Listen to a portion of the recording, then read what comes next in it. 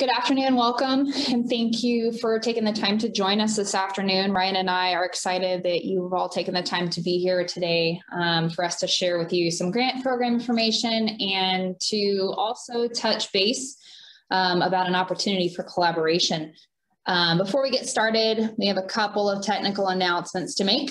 If you haven't done so already, please place your name, your organization, and what you hope to gain from today's presentation, if anything specific, into the chat box.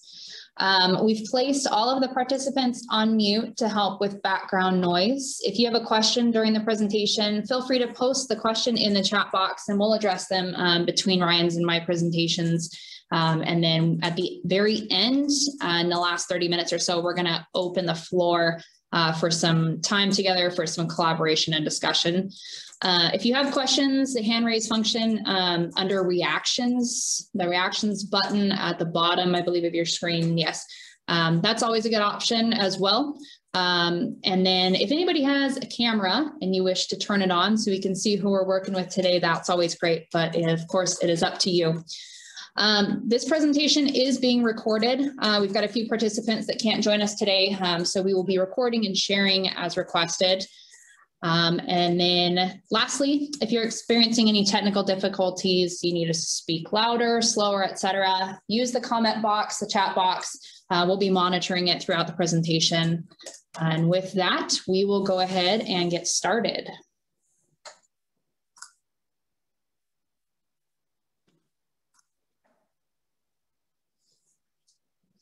Okay, for those of you who I have not had the opportunity to meet yet, I am Corey Ivey, and I am the Grant Project Coordinator with the Idaho Department of Lands. I took this position back in March of 2020, and even though I've been on board for about a year, I like to think that I've only actually been here for about 8 COVID months. That's kind of the back and forth joke between Ryan and I because we joined about the same time. I am currently the primary point of contact for proposal and application phases of not only LSR, but 2 other grant programs that sit under Tyre Holfelt's and my spots in the Forestry Assistance Bureau. And with that, I'm going to hand over to Ryan for a quick introduction. Hi, my name is Ryan McNair. I'm a private forestry specialist out of the St. Joe supervisory area. Like Corey said, I've been with the IDL for a little under a year now. My area of operation is pretty much the St. Joe River subbasin and the St. Mary's River subbasin. Okay, so the objectives of today's presentation are to provide some general information about LSR as a program, as well as some examples of how the program has and can be incorporated into various projects across Idaho. And then after we discuss LSR as a program, Ryan's going to be providing insight into his vision of project work in the St. Joe River area and some opportunities for partnering. We're going to go ahead and end this presentation with an open floor for collaboration, as mentioned earlier, and discussion about this opportunity of his.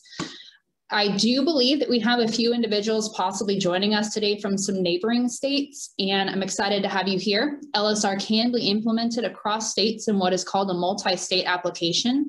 I will encourage those of you joining us from Washington and other states to follow up with your state forestry agencies about the program, as states do often differ in how they administer their grants. At this point, if we have any questions before we get started, go ahead and plug them in the chat box and I'll take a couple of seconds to look for those.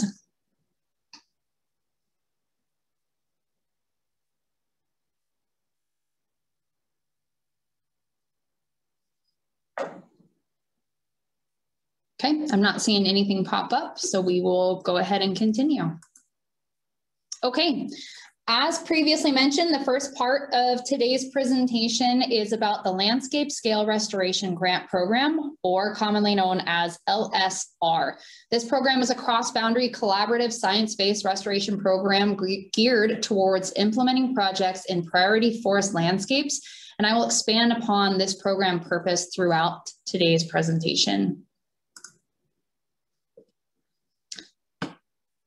To get a sense of who we have with us in terms of experiences with this program, I've got a question for you all, and I would ask that you provide your answers in the chat box. Before this invitation, had you ever heard of the Landscape Scale Restoration Program? And if yes, have you ever been involved in an LSR project? Let's take a few seconds, up to a minute or so, to plug in these answers, if you wouldn't mind, into the chat box. And that'll kind of help me gauge what the audience is here. 1 yes, 2 no. I like it. A lot of no's.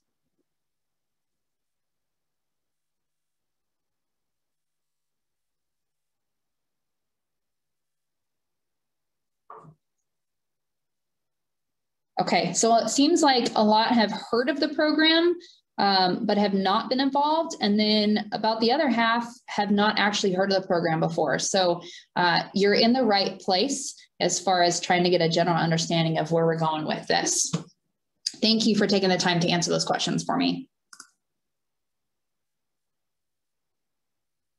Okay, talking points for today. We're going to talk about just general IDL grant program information and eligibility for this. We're going to talk about what exactly the LSR grant program is. We're going to talk about some project planning considerations as it ties to the program.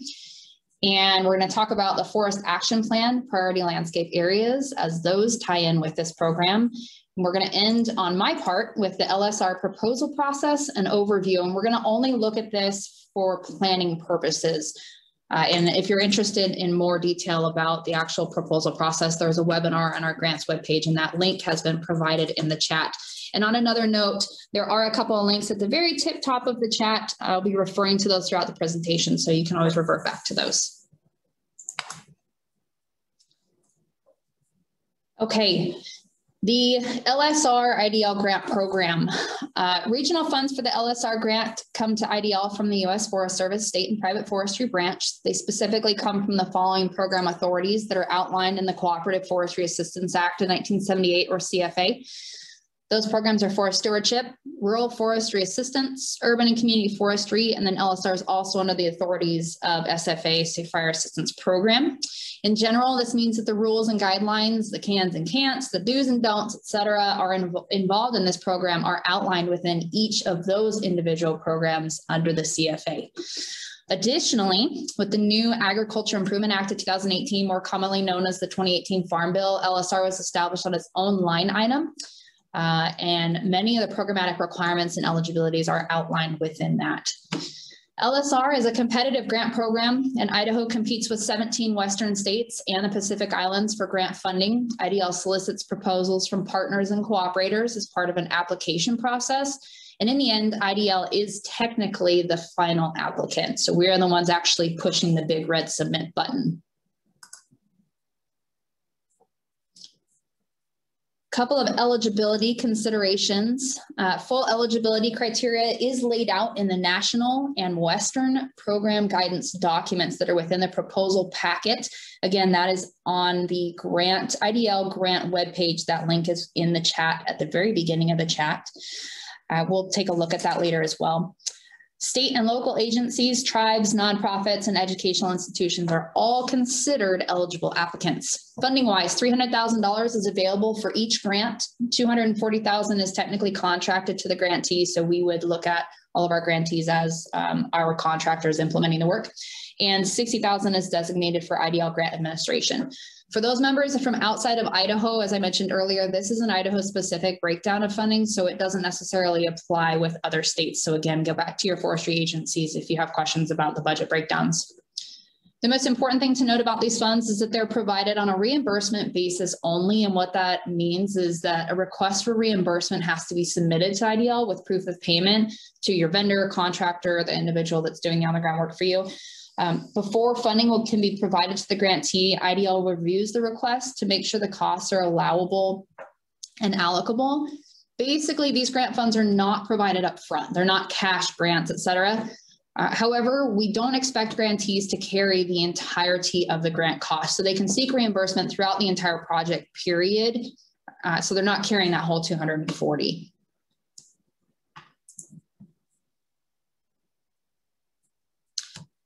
Moving on to some basic LSR program information, the Landscape Scale Restoration Program purpose statement reads to encourage collaborative science-based restoration of priority forest landscapes. Keyword forest here. This is pulled directly from the national guidance for the fiscal year 21 grant cycle, which is our current guidance until the FY22 guidance is released. The word in the purpose statement that everyone needs to keep in the back of their minds is forest. Priority forest landscapes. We'll talk about that later, and that's what will help guide the thought process behind why we're working in forests as opposed to actually working in waterways. And that gets down to some eligibility criteria. As noted in the slides, IDL is able to submit a total of 5 applications, as well as 2 applications direct from a tribe, making the total submittals allowed from Idaho 7. I'm not aware of any year in which this many proposals have been submitted to us.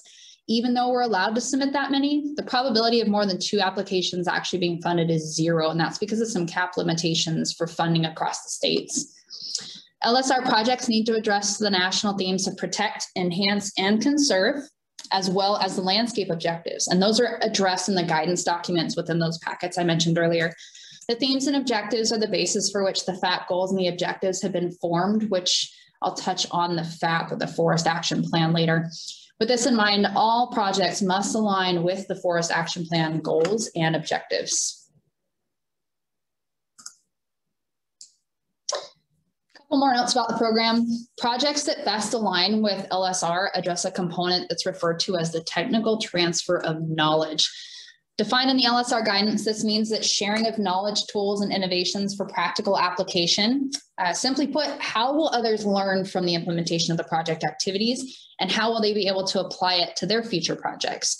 The component's called out specifically in one of the application boxes, and we will take a look at the proposal or the application later on in this presentation so you can kind of get an idea of what exactly they're looking at.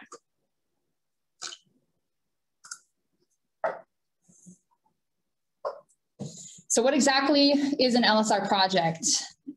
It's innovative, and by that we mean the innovative projects are sought to integrate various programs. So that goes back to the forest health, urban and community forestry, stewardship, fire, and those go back to the authorities. And they also work with various partners. Successful project proposals cross any combination of ownerships, management, or jurisdictional boundaries. They expand project outcomes at watershed, regional, and state levels. For example, within a priority landscape area, which again, we'll touch on that because that's part of the Forest Action Plan, multiple landowners, landowner types, and organizations are going to work together towards a common goal. As noted on the slide, federal agencies make great partners. However, the grant funds cannot be spent on federal lands. As mentioned earlier, ties to the Forest Action Plan are required. A successful project proposal will address those plan issues, goals, and objectives, and they might also tie into other plans like the State Wildlife Action Plan or others, although it's not a requirement. The biggest takeaway for LSR is to plan for cross-boundary landscape level actions.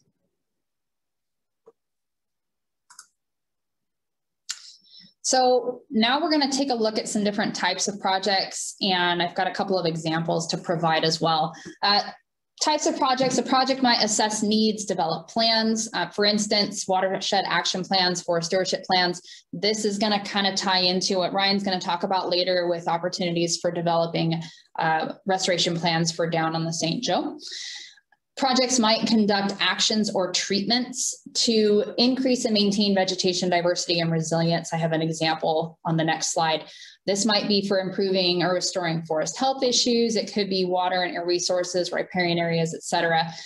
Reducing wildfire, noxious weeds, impacts from undesignated recreation. Those are all other types of projects that kind of fit underneath that actions or treatments for diversity and resilience piece.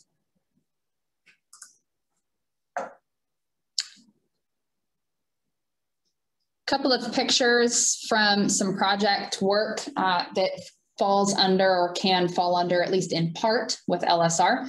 This is a picture of an aspen stand down in southeast Idaho. The project that this ties into is the fiscal year 21 project application for the Blackfoot WMA that was recently recommended for funding this year. This is a pretty complex project, but essentially what they're doing is they're moving they're moving conifers out of an encroached aspen stand. They're taking those conifers down to the bank of the Blackfoot River, and then they're leveraging other funds to take those root wads from the conifer stands, and you can see that in this picture here, to place those for bank stabilization. And then LSR is going to come back and do planting above the ordinary high water mark.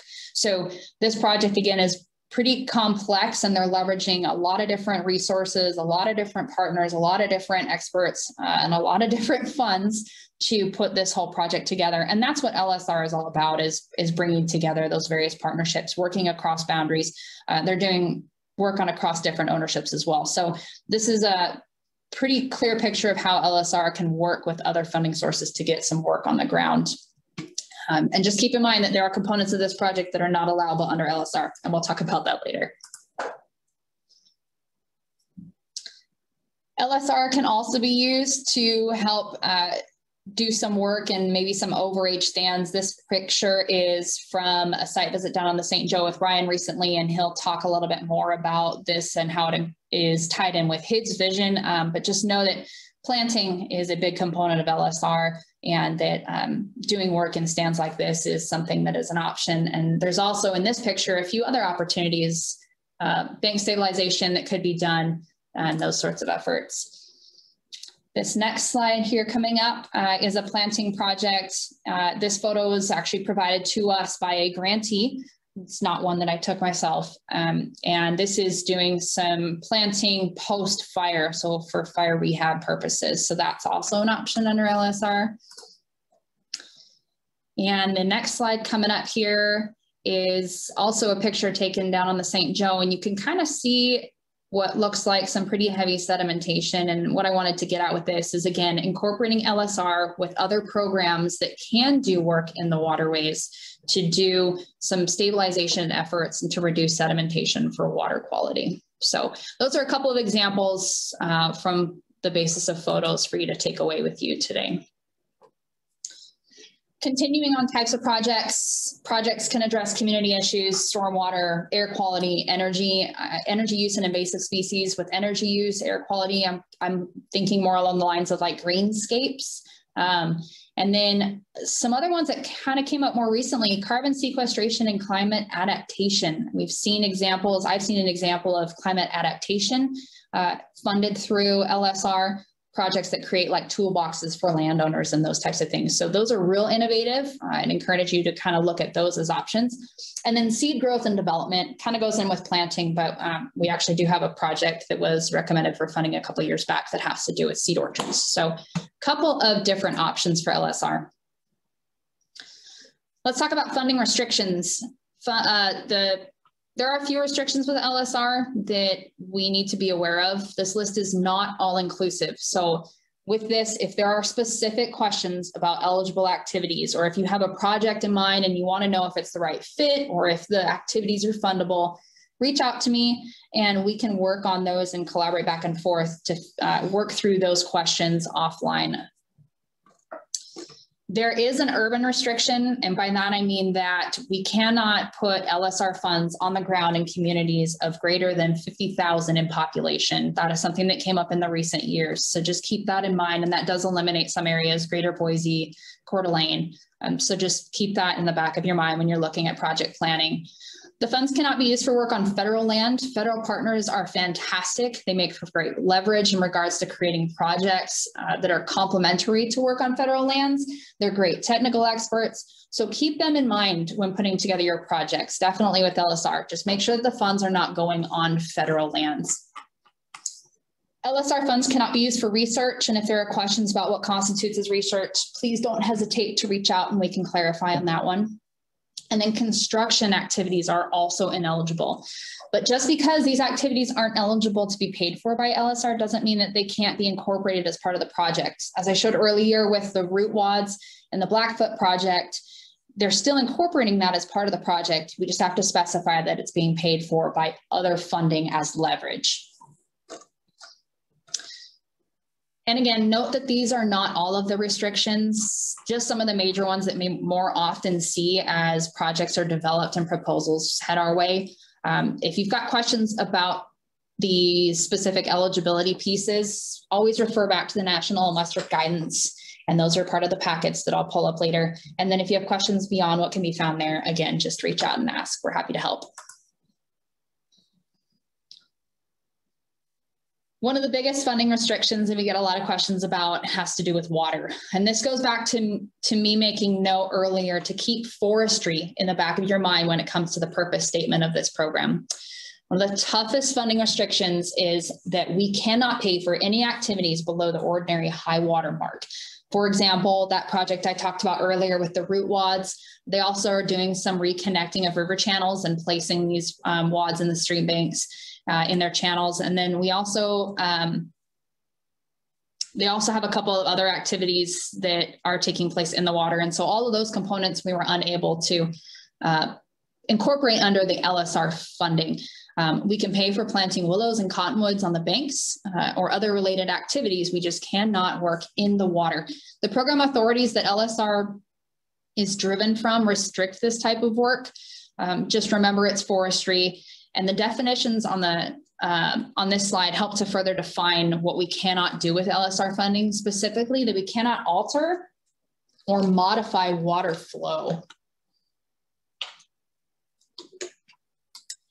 Again, just because they're not eligible under LSR doesn't mean they can't be part of the larger project.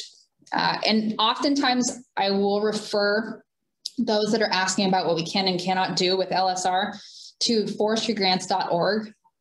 That is where we actually submit our applications. So you can go in and look and see what types of projects and activities have been funded previously. Again, these are not all the restrictions, so just keep that in the back of your mind when you start working. Excuse me. Okay, there are 3 different types of project funding that come into play with LSR. One is grant funds, 2 is match funds, and the other one is leverage. And the biggest question that we often get asked is, what is the difference between match and leverage? Essentially, match funding comes in the form of another grant, cash, or in-kind work on grant eligible activities. And that means that in order for funding to be considered match, it must be paying for activities that the grant considers eligible. An example would be planting activities where the grant can pay for the purchase of seedlings and labor to plant them, but a different source of non-federal funding is paying for the labor side. Because the labor is part of an activity that is fundable by LSR, the funding can actually, the funding paying for the labor can actually be considered as match funds. So what that boils down to is that match has to be a set of funds that is paying for an activity that is eligible under LSR. And this is important when it comes to planning for how you're going to come up with the required match. The activities that are paid for by other programs that are not funding activities eligible by LSR are called leverage. So what is leverage? Leverage is essentially the value of contributions made by the proposing grantee and their project partners to meet mutual project outcomes. Leverage is above and beyond match for the program. The value can come from federal sources, and it may fund activities and items outside of the grant authorities. So for example, LSR grant funds can't pay for an installation of a culvert, but the costs associated with installation can be considered and used as leverage to increase the value and contributions to the project. So understanding that match versus leverage for LSR is important because projects for LSR require a 1-for-1 match of funds. We ask grantees provide a minimum of 10% match, and then IDL provides the rest. An example of how that's calculated is here on the slide in the green circle for match. Essentially, if your organization requests the $240,000 contractual amount that goes towards your project work, a minimum of $24,000 is required as a match contribution. If there are any questions or concerns about this component, always feel free to reach out and we can help work through that when it comes to developing your proposal. The bottom line here is that partnerships are important, and we look at it as skin in the game, and that is something that is required for this program. Okay, as mentioned previously, I'm going to provide an overview of the process that's involved with submitting a project proposal. And I'm going to move through this somewhat quickly because there is another webinar recording on our grant webpage that you can look back on if you want some of this more in detail. Basically, the process is 3 steps. You've got the proposal phase, you've got the full application phase, and then we move it to Western competition. Proposals are submitted to IDL, and we do them in grant cycles annually, and I'll break down the timeline here later. The full application is something that's developed in a coordinated process between the cooperator and IDL, and only full applications are developed for those projects that are submitted or that are selected by our Idaho Lands Resource Coordination Council in cooperation with IDL. So we have a council that actually sits and reviews applications with us before we decide which ones to move into full application. And then at the end, IDL submits the projects for Western competition. So that's the general breakdown of how this works. Moving into the actual timeline, the general breakdown of the timeline is that in October or November, that's when you'll see the request for proposals come out. And that's when we're actually accepting proposals for the grant cycle. Now, as a side note, that doesn't mean that we're not open to hearing about prospective projects. So if you've got one in the back of your mind and you're kind of wondering if it's something we're starting planning for with LSR, reach out, talk to us, run it by us, and we're happy to work with you on that. In early December, we typically will host a webinar that talks about developing those successful pre-proposals. And like I said, the recording for last year's grant cycle webinar is actually on our website. So if you want to look at that ahead of time, you're more than welcome to find it there. In late January, that's when the project proposals are typically due. In February, we review them with ILRCC, and that's how we determine which ones are going to full application. Between March and September, we work with those proposing grantees to fully develop their applications. And this is a very, very long back and forth process. So we try and encourage everybody to just work with us, constantly be available to look at them so we can make the best applications possible. Continuing on, between October and December, after the applications are submitted, this is when the Western States Grant Review Team scores them, reviews them. Typically, we hear something about recommendations in January, February, and then spring, summertime, dependent upon Congress, congressional appropriations. The states will sign agreements with the Forest Service for the money, and then the applicants are notified at that point of which projects were awarded. And then typically, we're able to hit the ground running with project work in the summer or fall. Something that I want to put out there just to keep in mind is that our requests for proposals are typically about 2 years ahead of time. So for instance, this coming October 2021, that grant cycle is actually going to be one for funding for fiscal year 2023. So if awarded, typically work won't be able to start until fall of 2023. So that's why it's a pretty long process, but that's what moves us through our proposal phase, the application development phase, the submission phase, and everything else. So that's why the timeline is pretty drawn out. Okay, project planning as related to proposal development. To touch on this for those that are looking at LSR as an option.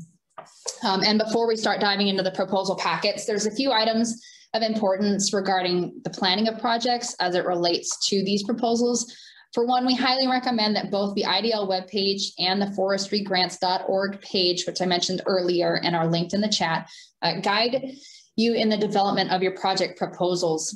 Referring to prior year applications from that forestrygrants.gov website, specifically those that scored very well, and looking at the details in each of their boxes really will help you guide the development of your proposal projects or your proposed projects.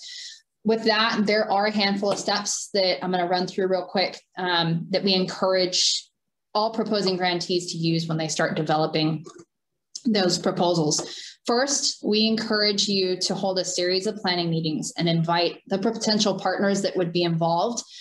Those might include those with subject matter expertise, maybe their fiscal values, monetary values, anybody who's bringing that to the table or to this project, invite them to those meetings. Identify issues that drive the need for the project. Why is it important? And what objectives might need to be met to address the issues. Figure out who's doing what specifically, and this might end up with the identification of gaps in your partnerships, and that'll give you time, especially if you do this before the request for proposal period, to actually work through those gaps and fill them. Talk about possible costs associated with the project, where specifically the project needs to take place, what landowner types will be included. Second, don't reinvent the wheel if you don't have to. Use already available data, assessments, and maps to prioritize and support the needed work. And if these assets aren't already available, they haven't been done yet, there are options out there for obtaining the information, and that could be the form of another grant. And I may know of a few. So if you're looking for help in developing and trying to get those preliminary assessments done, reach out and I'll see if I can't help you find a different option for funding for that.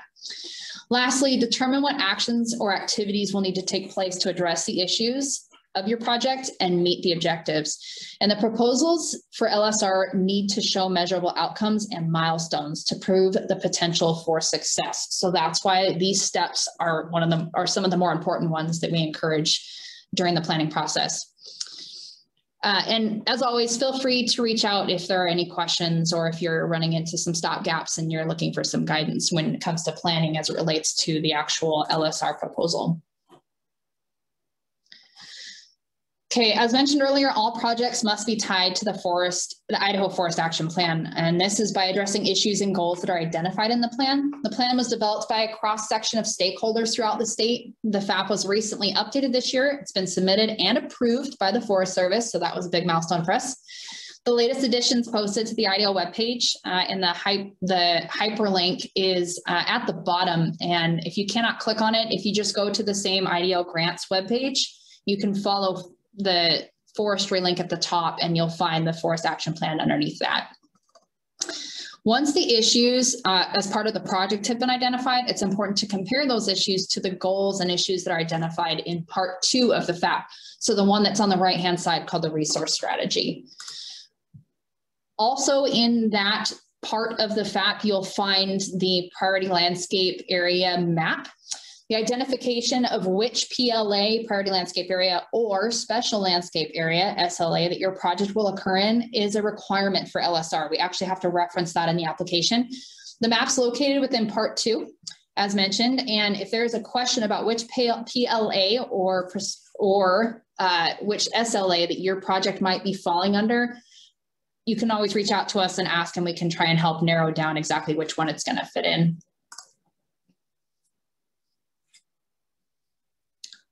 Okay, getting towards the end of the presentation on my part here, I'm going to quickly give you a glimpse into what those proposal packets look like so you can help kind of guide your planning process.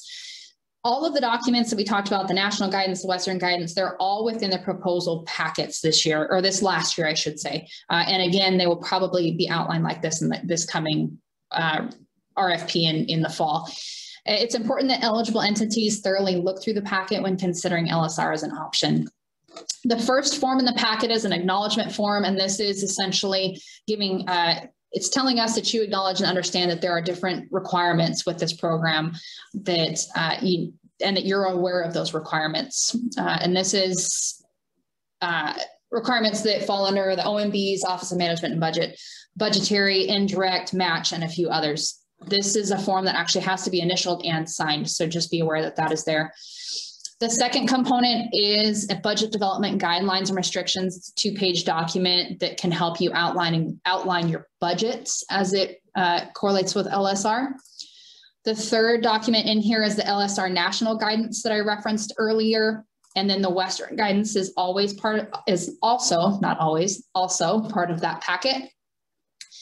Just know that these guidance documents are actually for the prior year, and that's because we don't get the guidance until after our proposal phase. So we enter into the request for proposal phase before guidance, but we don't typically see that many changes. So it's not an issue to reference the year prior guidance. And then as soon as the new guidance comes out, we do a cross-check or a crosswalk between the two to make sure that there's no large differences between the two that we need to adjust for. On the left-hand side, there is a link, and I apologize for it being a bit faded, but this is that same link to the Forestry Grants webpage where you can find the proposals. So that's in the chat box if you're looking for that. The last document is the most, well, I wouldn't say the most important one, but it's the one you actually work with, and that is the proposal form. And I will go ahead and give you, see if I can give you a quick look at this, and it is not going to open it. So give me a second here while I pause share and switch share to my computer.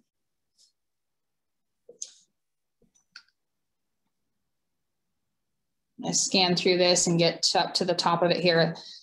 The proposal packet has all of those documents, and then at the end is where the actual proposal form is. And I'm going to skip through some of this top stuff because it's basic information, so I don't want to spend any real amount of time on it. Just note that at the bottom, project duration, we typically go with a 3-year, but if for some reason you're looking at doing a shorter one, just reach out to us and talk to us. And then that bottom box, that multi-state project box, that box is where if we were to be working across boundaries with some of the folks from Washington or other states, that is where we would select yes, but we would need to be coordinating that and planning for that ahead of time. So if you're thinking multi-state, always reach out and let's get some work on the ground as far as coordinating that. The project overview and purpose statement, you'll note that this is where we're tying into the FAP lightly. And this just kind of justifies why this project is important. Context, goals, and objectives. This is also partly tied to the Forest Action Plan, and this is where you crosswalk both the goals and objectives of the project with the goals and objectives within the Forest Action Plan. So that's why referring to the FAP is very important. The proposed activities, what exactly are you doing as part of this project? And more importantly, who's paying for what? This is where we have to make sure it's clear what LSR is paying for and what other funding sources are paying for when it comes to projects.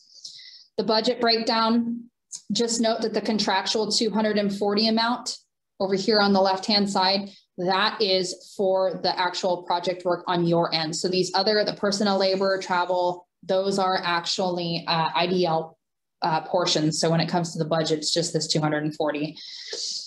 Deliverables and outcomes. This is also really important as far as what exactly you're trying to achieve at this project. You'll also find collaboration and cross-boundary, which I've talked a lot about as of importance. And this is where you're talking about how you're working with partners, but also what ownerships you're crossing over and how those are being tied together and how the work is complementary to each other. The Forest Action Plan integration, this is that big one where we're tying this project to the identified important landscapes and priorities in that Forest Action Plan. And then meaningful scale cross boundary. And this is important because you want to make sure that your project is the right scale. It's the right size. It's not too big. There's not too many moving parts. And so that's where this box that's where this box comes in. And so we want to make sure that projects are being planned to the right scale and that they're achievable.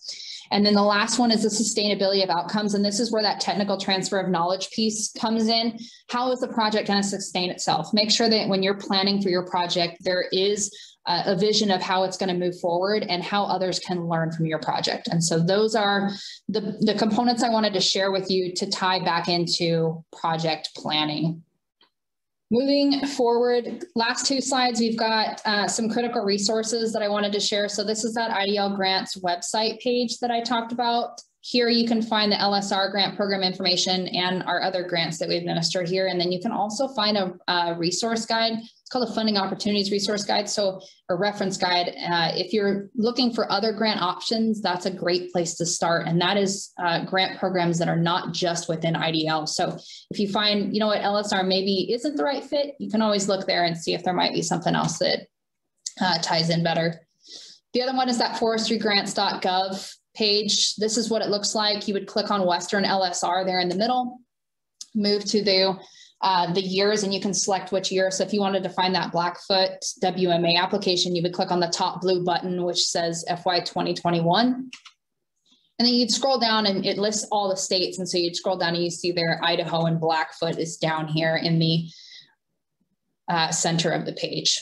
So then you can click on that and that'll take you to the actual application. So with that, I've got about 1:45 and I want to open it up for questions. So if you have any questions, put them in the chat box, or you can go ahead and do a hand raise function, and you can do that under reactions on that bottom bar, and we'll open the floor up for any questions about the program. And then we'll move on into Ryan's presentation.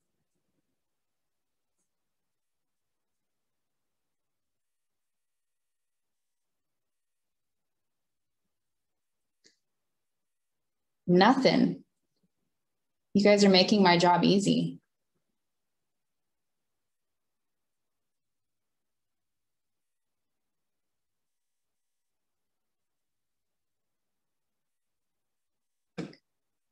Robert Stevens, sounds like a Vista Core wouldn't qualify for funding. Let's have a conversation offline. And I think, Rob, if I remember correctly, and we've chatted, you and Ryan and I have had a meeting before. So let's reconnect about that and we'll have further conversation about that component. Thanks for bringing that up. Any other questions?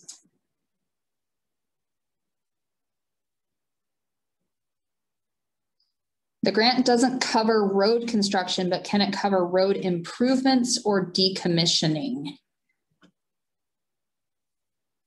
I think it would depend on exactly what you're referring to in there, because there is some gray area as far as what components of that. So if you have a specific activity when you're talking about road improvements that you would be asking about, like if we could pay for rock or if we could pay for grading, then the answer would be no. But shoot me an email, Kaisa, and we will connect about that after this presentation. Or Tyre, if you're on here and you want to plug in some of the details about that. I'm happy to. So thank you. The rule of thumb is that if we have to move dirt as it relates to infrastructure, so in this case, a road, no, we cannot do it unless it is explicitly for planting. So in the decommissioning phase, if we were going to put vegetation back on the decommissioned road location, then we could do that. But we couldn't move the dirt to improve the particular structure, but we could potentially in the decommissioning process.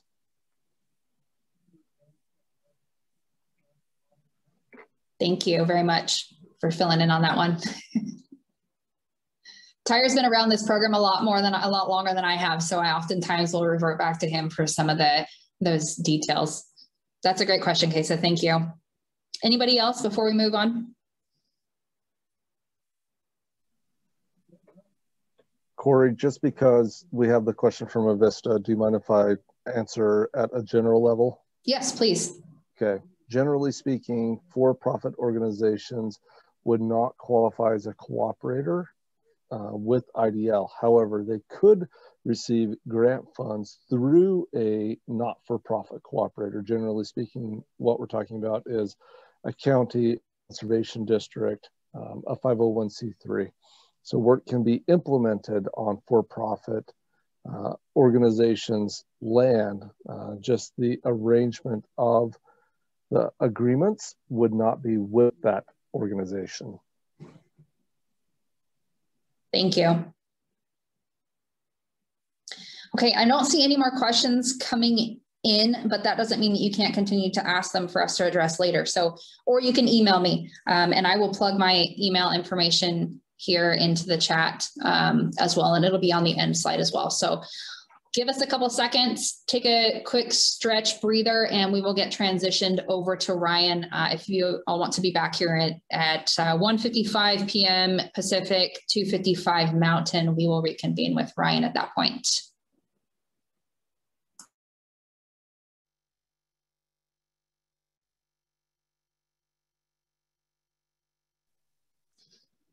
All right, everybody. We've been having some technical problems. I think there's been a Zoom update. I know some of you on the other end aren't able to view the screen because of maybe the Zoom update, but now's my time for my presentation. My name is Ryan McNair. I'm a private forestry specialist for the Department of Lands in St. Mary's. And I want to talk to you today about an idea to use the LSR grant on the St. Joe River.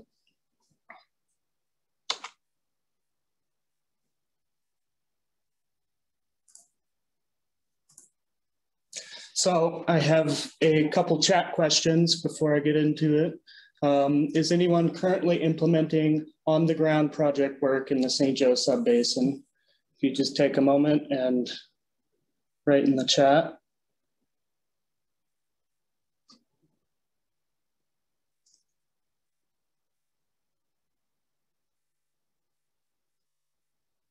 Looks like nobody currently. Yep.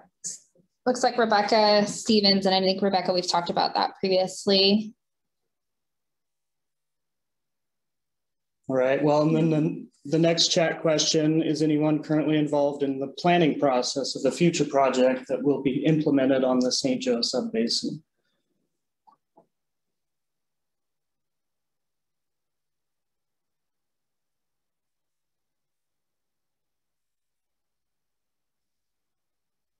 All righty. Looks like we have one yes from Kaisa. If you wouldn't mind expanding on that, we'll move forward, but Kaisa, for capturing purposes, if you wouldn't mind expanding on what that project looks like, that would be great. Oops. Okay. So access to the St. Joe is less than 3 hours from Spokane, Coeur d'Alene, Moscow, and even Missoula if you access the upper St. Joe. I'm sure many of you are familiar with the St. Joe River, and if you have driven by Huckleberry Campground, you've probably seen the giant burnt cedar tree at the entrance. You probably wondered what the area looked like before the highway and railroad were constructed, and even before that. In case you're not familiar, the St. Joe River subbasin historically has been heavily logged, and areas along the river were and still are being used for agriculture. The timber industry remains a major component of the area, but is intermixed with all types of land ownership. The 1910 fire, one of the largest fires ever, occurred through the subbasin, leaving remnants of past cedar groves along the river that are still visible today. So in the last decade or two, land use of the area has seen a large shift to recreation. For example, in 2006, Potlatch, the largest timber industry owner in the area, perhaps foresaw the current real estate market coming and became a real estate investment trust, also known as a REIT. This is significant because by definition, 75% of the income of a REIT must comprise of rent, interest on real property, or real estate sales. This is one example of how large agriculture and timber parcels are being subdivided into smaller lots.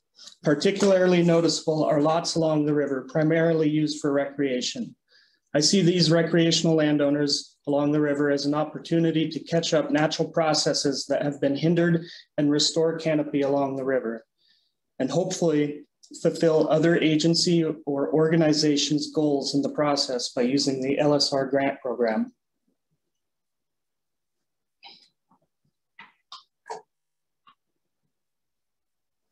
As logging and agriculture changed the landscape, so has development.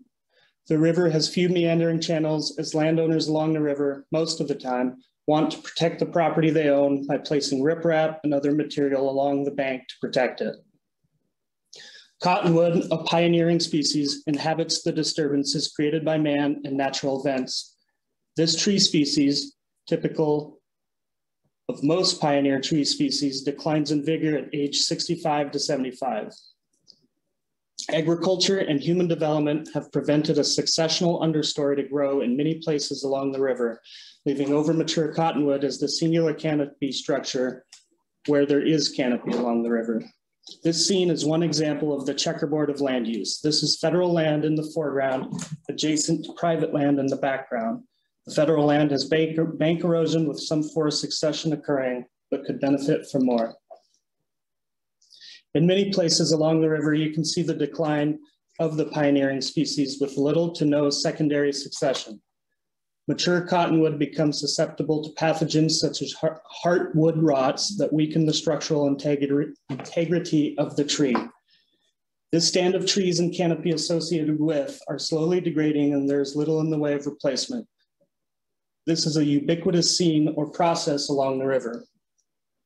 This same area is also near the break between the two different priority landscape areas on the St. Joe River.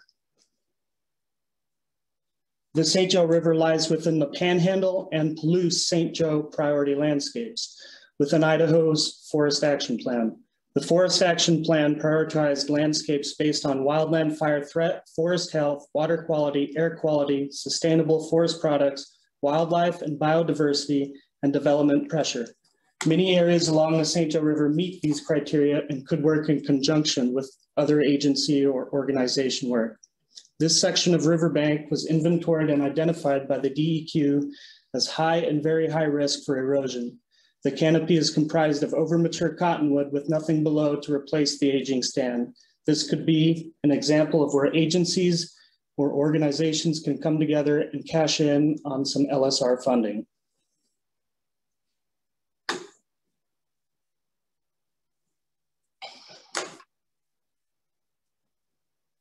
There are places along the river that have natural processes at work too. This area where we are zooming to is an excellent example. It's near Marble Creek. It is a common spot to put in boats to float the river and very busy during elk and deer hunting season. In the next scene, notice as we pan left, from the large climax species, western red cedar, into a canopy with cottonwood and conifer growing up underneath. This canopy will remain healthy as the cottonwood age and get competed out. Eventually, the stand will be dominated by a climax species like the cedar adjacent to this younger section.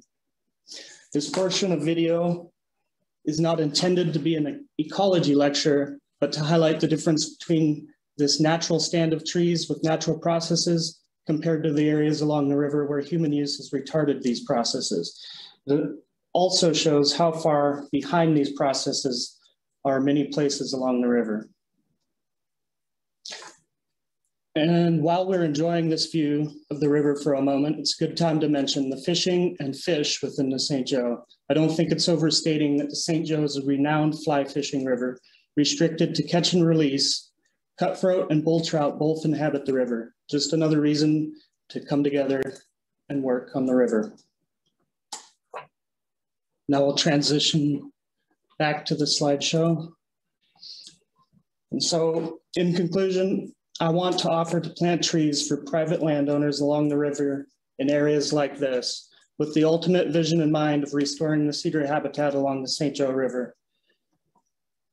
And if you just take a moment and try to recognize how many different ownerships are in this picture. We'll take a look at the next picture. And in 50 years, it will look something like this. And I bet you can't notice that there are 10 different landowners along the river within this picture. The first picture has just as many landowners as this one.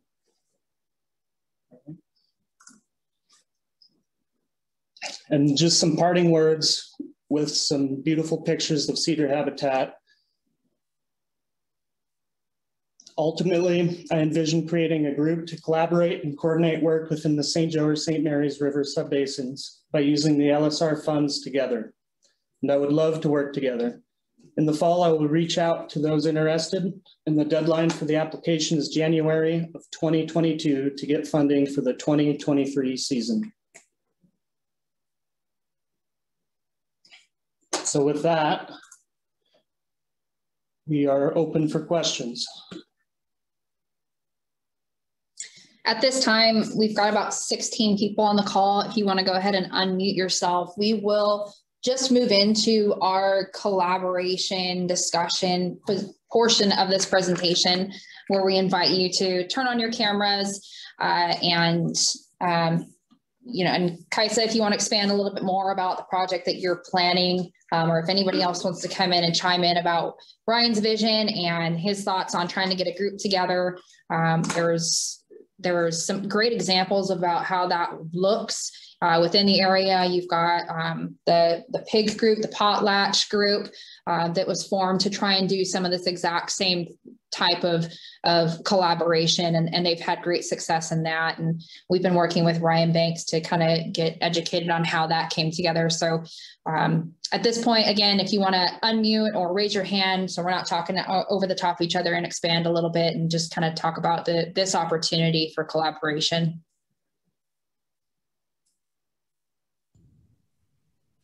Well, if you'd like, I can start. I really appreciate you guys putting this together. It was good to learn more about the grant program. I've talked with Ryan a couple times about this idea on the St. Joe, and I feel like you can't go wrong with planting trees, and you especially can't go wrong with planting trees along the riparian zone of the St. Joe. And so I think it's a great idea. I think there's a lot of opportunities, and, you know, potentially, you know, we've been working with the Benoit Soil and Water Conservation District. They've had some really great contacts and a lot of interest from private landowners along the river there. And, you know, I'd encourage you guys to reach out to the Conservation District and see, you know, if there might be opportunities to kind of come along with them and maybe increase the amount of trees that are going in on some of those properties. You know, they've been working a lot on like kind of a more traditional bank stabilization type approach and not emphasizing the riparian planting as much. So it would be really cool to see an additional emphasis on the riparian forests. So I just would encourage you and support you guys as much as possible. Yeah, thanks, guys. I think we might have had a couple of people involved with the Benoit SWCD on the call. I think one of them was having the technical difficulties viewing it. But that's a potential partner to work with. And again, we did record, and we are still recording for sake of being able to share these conversations with those that were not able to join us today, because we actually did have some IDFG counterparts. They had to do a reschedule of prescribed burns, so they're out doing that today. And one of them has been helping us through this process. So we'll be able to share this with them to make it feel like they didn't lose out on anything. Rebecca, I see that you've gone unmuted. Would you like to join in?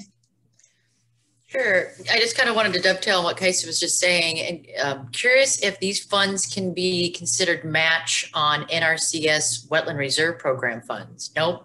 Okay. Thanks. That was a quick answer. I thought I knew, but you know, it's all USDA. So I figured, okay. Yeah, that's where we end up dealing with the match having to be non-federal based funding. And that's vice versa on most of these programs, unfortunately. So, okay, let's get creative here, because it sounds like you guys are wanting to put your creative caps on partnering. If there are funds that are being utilized for a project like on the St. Joe at the Hepton Lake site that are not federal, however, like can that part of the project be considered as match if those funds are being currently spent right now, even though your Jan 2022 application will be after those funds have already been spent on the ground?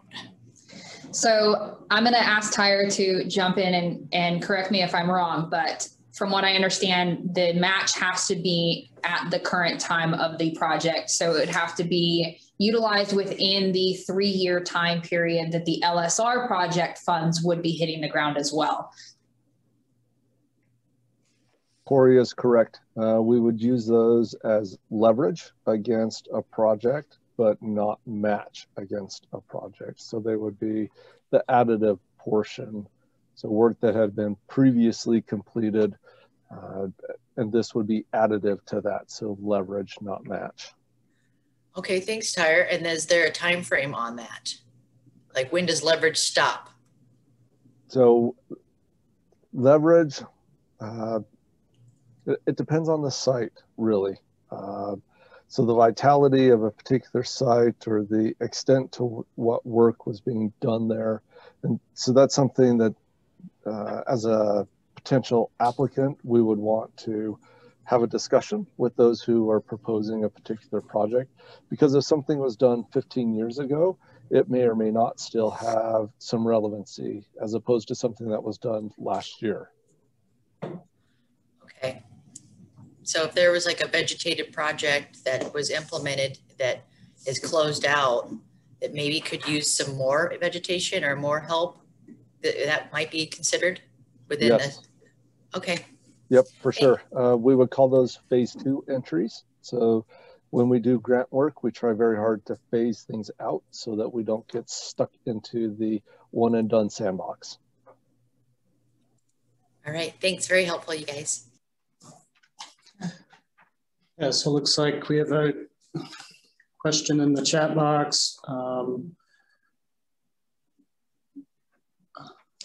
So this is Kaisa from earlier. Oh, is it? Yep. Okay. Yeah, thank you for adding those details in here. That one, yeah. What are your thoughts on the cottonwoods and role that fluctuating water levels and flooding play on cottonwood succession? Also, what are your thoughts on the challenges of climate change with restoring the cedar forest? So yeah, cottonwoods do tolerate the flood water. So do cedar. I think cottonwoods probably a little more so.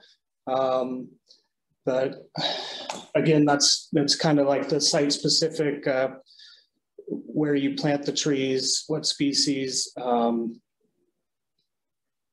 next part of that question with climate change, I kind of foresee areas along the river not being affected as much as, like the south facing slopes and the upland areas. The water around the river will give you more relative humidity through the night, humidity recovery. And then, related to climate change, the cedar forest, it's a great carbon sink. Like I mentioned in the presentation, those cedar stumps from the 1910 fire are still around over 100 years today. I hope that answered your question. If it didn't, maybe I can elaborate more.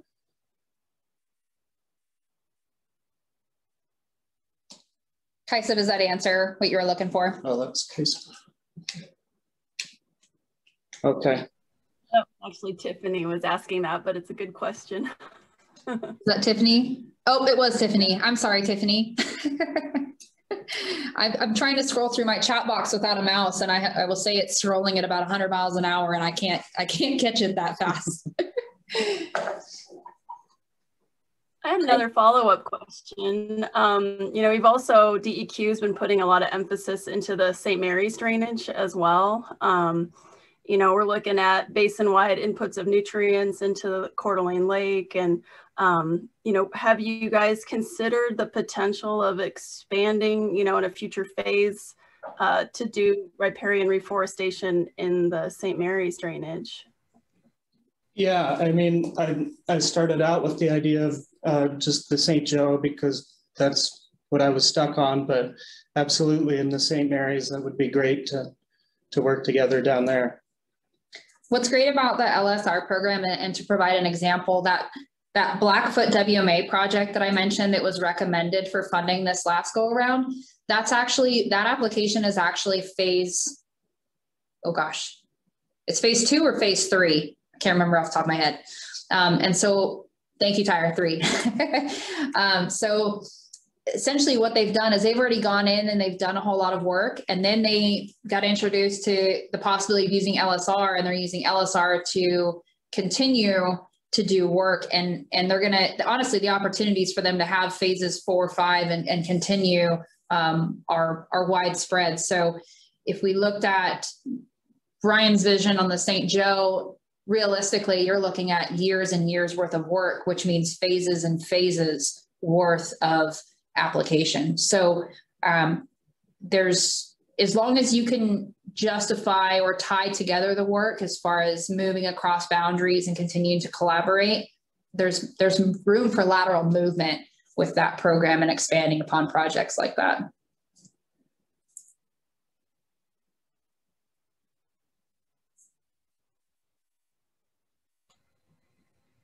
How have some of the larger private timber companies been engaged with this? I think we lost the first part of when you were coming off mute, it was a little quiet. Can you repeat that? Yeah, I was just wondering, how you guys have worked with some of the larger private timber companies on grants and projects like this. I mean, we've got the smaller landowners, and then there's also the larger, more like industrial production companies. I really can't speak to that. I don't have any experience So we haven't necessarily gotten to that point as far as on the St. Joe. This is kind of just the preliminary starting the discussions piece, but Tyre, you've gone on mute and I'm glad you have, because I was going to ask historically with LSR, to your knowledge, how has this intertwined with industry? We have some experience working with some industrial landowners doing revegetation post-fire with LSR, but one of the other grant programs we have that we administer have worked with two of the pulp companies that are found here in the Panhandle region of Idaho to do fire risk reduction on their lands. That's comparable to work being done outside of that property boundary. So generally speaking, they have been very amenable to work with. We just have to approach them and understand that they have management objectives and try and fit what we're attempting to achieve within those management objectives. And generally when we do so, they're very receptive to us.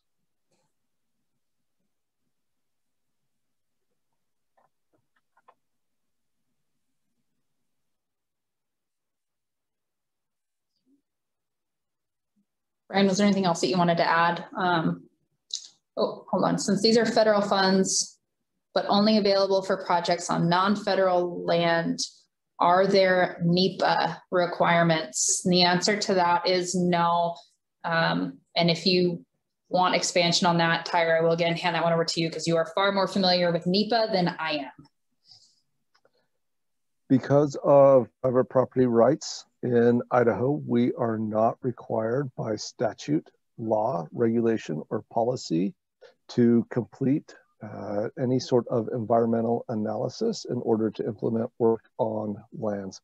Though we will be attentive to issues if we know that they exist, to try and not exacerbate them or to create additional conflict associated with them.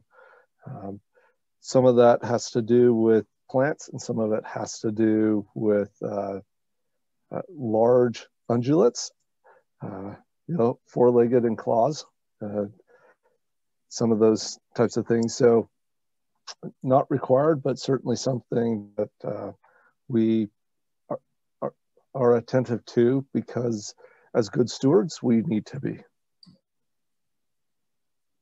Okay, thanks. Does that mean that all applicable and relevant and appropriate requirements are not necessarily needing to be met, or you're meeting the intent?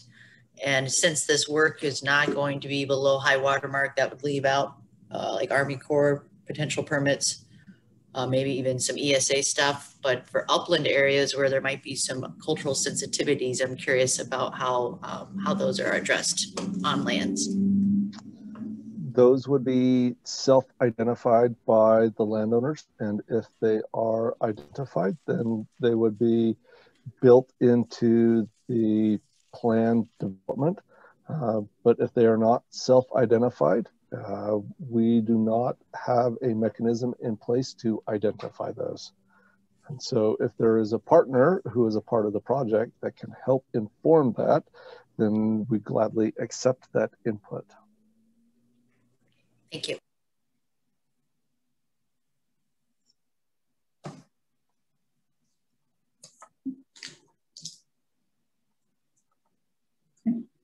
Ryan, did you have any closing thoughts in regards to moving forward with collaboration, or are we going to pick this up again in the fall after everybody's done running and playing in the field?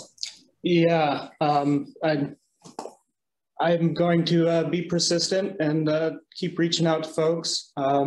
So I'll be reaching out in the fall. I imagine all of you are going to be pretty busy this summer. So yeah, I'll be reaching out again and hopefully be able to pick a pilot site in the fall to apply for an application.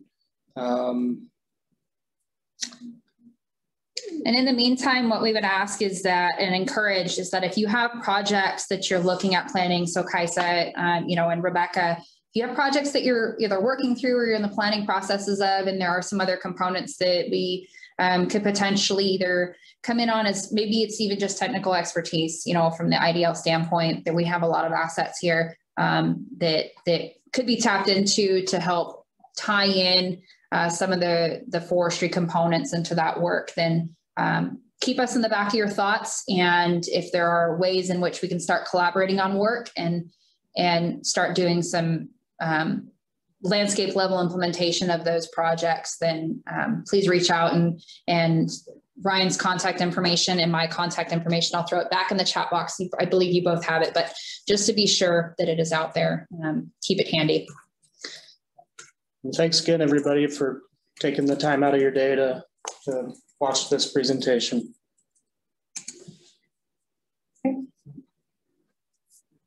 Okay, and with that, if there's nothing more to add, I think we'll go ahead and close. And thank you all for being here today.